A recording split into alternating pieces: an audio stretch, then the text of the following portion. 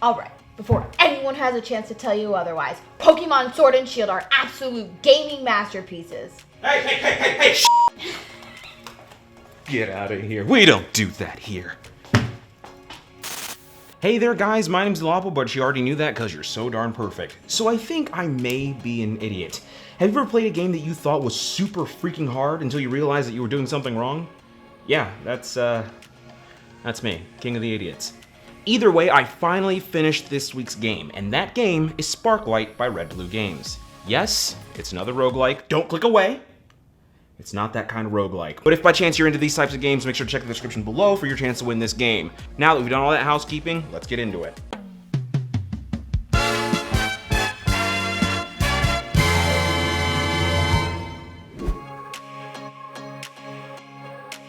Do you like 16-bit indies? If you don't, you may want to look away. I'm gonna be upfront about this one here, guys. While the animations are smooth and the colors are bright and appealing, yeah, I'm gonna say it bores me. Look, it kinda just blends into like everything we've seen before. I would never dock a game for choosing pixel graphics, but I will for not wowing me with its uniqueness. I guess I've been spoiled by Owlboy. I mean, dude, have you seen that game? But on its own merits, it's okay. I think the character design for your character and the NPCs is actually pretty cool. I guess it's more the enemy and location design that really lets me down. People keep comparing it to the Legend of Zelda games, and honestly, I hate hearing this comparison. It really doesn't remind me of those games all that much. I think that's a lazy comparison just because it's top-down in an adventure game. The It'll Do games, yeah, those are like Zelda. This is way more like the SteamWorld titles. That's the only comparison I've heard that I agree with. The locations here are pretty nice. Not amazing, but pretty nice. They are varied though. I think the refuge is the best looking one though. That's good since that's the one you'll be at most often. The rest are pretty stereotypical of adventure games. You've got your desert, your snow place, you know, the usual. Now, let's talk about those enemies. Yeah, it doesn't really feel like they're that varied until you go to the villain library. After you defeat enemies along the way, they're added to this index, and yeah, you see that there are actually a pretty good amount of them. While some types are repeated, their gameplay changes, but I'll discuss that a little later. So yeah, that's about it for the graphics. Nothing out of this world, and I think that's the biggest, you know, graphical misstep. I and many other people have seen so many pixel graphics games, and I know that we're like over this safety behind it.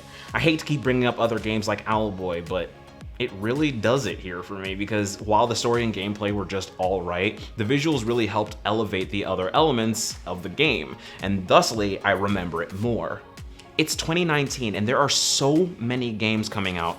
The last thing you need is for your title to be, you know, forgotten because it looks like everything else. Sorry, but it needed to be said. Now, let's get moving. So I committed a review sin, and I watched some reviews of the game during a part of my time with the title. The reason why is due to something I mentioned before. It was just kicking my ass. I knew that this game was grindy, but I mean, it was way more grindy than any title I've ever played before, and I played Dragon Quest. Look, the game plays really well, the controls are tight and responsive, but for some reason, the game felt like it was getting harder and harder for all the wrong reasons. First, I'll elaborate a little bit more on the gameplay before I get back into this. The game operates pretty much like every indie adventure game in existence for the most part. It's a top-down title that places its combat emphasis on striking enemies then dodging at the right time. Like I said, every single indie adventure game right now. The game has a ton of mechanics within it, and few of them are ever expanded upon, and it's a tad disappointing. The title starts you off very simply. You're equipped with this wrench. With that, you can smack enemies around with it until they die. Enemies drop the gameplay's currency called Sparklite. Oh, that's why it's called Sparklite. That's like super meta.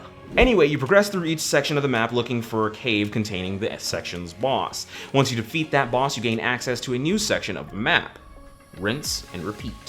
The game, being roguelike, has you replaying areas over and over again, getting further and further. How this game differs, however, is that once you beat a boss within a section of the map, it stays defeated. When you die, though, you're pulled back to the refuge. It's a little place in the sky. This is basically your home base. This area is upgradable by spending Sparklite at various vendors. Each vendor allows for different things. What is also here, and quite possibly the most important, is the medical bay area thing. This is where you equip patches you found throughout your adventure. I mean this honestly, this is what holds this game up. If you use this system properly, you will have a much more engaging time with this title. Yeah. And that's why I had such a hard time. I did not utilize this very well until the end of the game. Basically, you find these patches and you can combine duplicates to make them stronger. This is how you're supposed to progress through the game. Increasing the damage you dish out is just the surface. Different patches allow for different types of gameplay. There are ones that increase your defense, allow you to magnetize Sparklite, or even increase your secondary weapons damage. Each section of the map is littered with hidden areas, chests, and my goodness, please explore. I didn't, and I was certain that the game was a D, like a solid D. I'm so serious. I got to about the 4th boss and I was over it. It seemed like I wasn't doing nearly as much damage as I had to previous bosses, and I was taking way more damage than usual. I chalked it up to skill for a while and just thought that I was butts at this game. But I was just rushing to the end because, you know, reviews. But I finally took the time to explore each and every section of the map, and what did I find? Patches that increased my damage output and increased my defense. What I was doing before was just farming Sparklite in a crappy attempt to buy upgrades, and that made me hate my life. So doing things properly fixed the pace of the game, and it was much more rewarding that way. Don't get me wrong, there's still a level of challenge to this game though. It's not as hard as I was making it. And you know what? Exploring felt good. In that way, I think I enjoyed the roguelike element of this a little bit more. I can't believe I just said that. Let's talk about those enemies again. The enemies in this game are just variations of each other for the most part. When you move to a new segment of the map, you'll encounter variants of enemies you found before. They don't just look similar, however, a lot of them have different attack patterns as well. It seems like some effort was put into how the enemies attack outside of just more health and damage. There are some unique enemies within the game as well, and some are tied to, you know, different sections of the map, and I think that's pretty cool. But I mean, overall, at least it's something. Overall, the game rewards your exploration and makes the game that much more manageable. I have to really applaud the team for thinking of creative weapons and perks while, you know, chastising them for making it so that every weapon doesn't have a useful purpose. See, this is why I can't find the Zelda comparisons to be, you know, founded. Every weapon that you get in Zelda served a purpose to either find hidden areas or progress through dungeons because they're necessary. Not so much in this game. In this game, the sub-weapons are purely based off preference as to when you want to use them. It kinda makes the Sparklite you use to unlock them seem like a waste. Lastly, there are these little things called beets. There's this lady in the refuge that has lost this game's version of Korok seeds. The more you collect, the more rewards you get. And I would spend some time looking for these beets because my goodness are the rewards really good. I really appreciated that. So yeah, the game is a good time in a lot of spots. If you take the time to explore the world the devs created, then you will thusly be rewarded, and find that the game is much less grindy than it appears at the beginning. I'm not gonna lie to you guys, I'm getting a little tired of these types of games. Like, it's not so much that the story is bare bones or anything. I'm okay with stories existing just to give the gameplay a purpose. I mean, that's every Mario game ever. But if you're gonna try to give the player, me, a story that you've decided to flesh out in any way, then you had better bring it. Like, it seems like just as the story started getting interesting, it ended. It's like they either didn't have the time or budget to make the narrative vision come to life. They had so many NPCs in this game, and it seemed like, you know, such a wasted opportunity not to give them lore about the villain or the world before the villain struck. The story itself is given to you in pieces as you defeat the bosses. You are given some nonsense about a prophecy you are somehow entangled in, and then you are told about the Baron. The Baron's the villain. There's some detail, and for that I'm exceedingly happy, but it just makes me want more.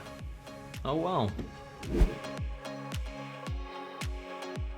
This title is definitely one that you should take a look at if you're into adventure games with tons of rewards for exploration. That's where the comparison to Zelda end. The weaponry that you find along the way are rarely utilized by the game. The patch system more than makes up for that though, and you can play the game in a style that suits you the most. The perceived difficulty spikes were due to my rushed playstyle. If you take the time to look around, you'll find that, you know, the game is very balanced and the pacing is a-okay. The exception being the final boss. Screw that guy. The game has a story that leaves quite a bit to be desired, but it definitely was an effort, and I think that's okay. After figuring out how to play the game properly, I have to say this game deserves a B. Some people have complained about the grind, but I think they fell into the same trap that I did, and thus it was judged too hard. It's a good time, and I'm glad I had the opportunity to play it. you know, that's it. It was, yeah. Thanks so much for watching this week's video. Make sure to subscribe and tell us what you think of the Zelda comparisons. Does it put a game into a box? Should a game be judged by its own merits, or does it deserve to be compared to others within its genre? Let me know in the comments, and of course, stay perfect.